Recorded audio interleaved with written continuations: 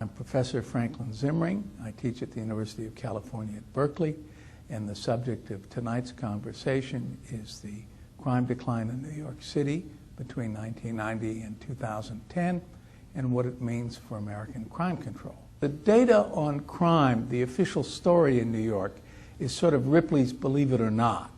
The way in which I present it is not to talk about how big the drop is, but how much crime is left of 1990 levels, rather. What you've got now is less than a fifth of the homicide rate that you had in 1990. You have 18% of the homicide rate per 100,000 you had then. You have 16% of the robbery rate. You have 6% in 2009 of the auto theft rate in 1990. The problem, of course, with these statistics is the police have a vested interest in looking good, and they're the official scorekeepers. But on three different crime categories, homicide and auto theft, the world record holder, and robbery, we had ways of checking independently. And every time we did, the police statistics passed with flying colors. So the biggest decline anybody's ever seen is by and large real. The bad news about any crime decline that includes the 1990s is that that was an era where crime dropped all over the United States, and by about 40%.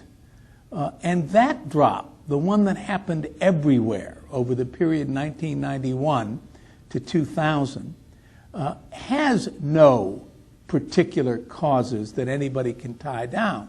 And it certainly had nothing to do with the New York police, because there weren't major changes on a nationwide basis in policing to go with the big changes that took place in New York. So if everybody's crime dropped 40%, that much of New York's crime drop probably had nothing to do with anything special here. But New York's drop lasted twice as long, it's still going, and it was twice as big. And if you then ask, how much of that New York difference is attributable to the police? The answer is most of it. Our best estimates suggest that there are 3 crimes where the police all by themselves have reduced crime by about 1/3 in the 20 years after 1990.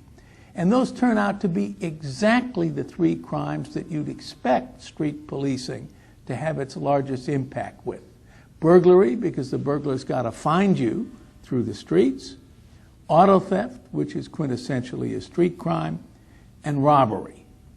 Those 3 go down 31% more than other places, 34% more for robbery, and 34% more for burglary.